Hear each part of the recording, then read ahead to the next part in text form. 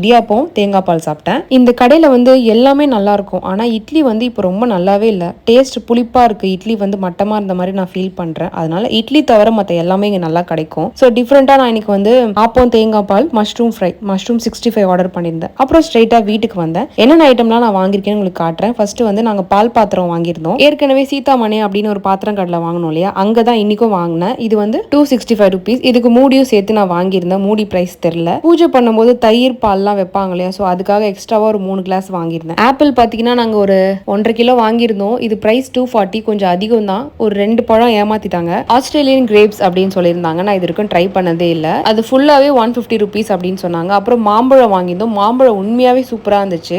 1 kilo 150 ரூபாய். நாங்கள் 2 kilo வாங்கியிருந்தோம். அப்புறம் இந்த ஸ்ப்ரே பாட்டிலும் வாங்கியிருந்தேன். நான் வந்து மணி பிளான்ட் வச்சுட்டு இருக்கேன், ஸோ அதுக்கு தேவைப்படும் அப்படின்னால வாங்கியிருந்தேன். அதே பாத்திர கடையில் தான் இந்த மேட்டும் வாங்கியிருந்தோம். ஒரு மேட் 50 ரூபாய். சூப்பரா இருக்கும். கூடவே இந்த பீதாம்பரி பவுடரும் வாங்கி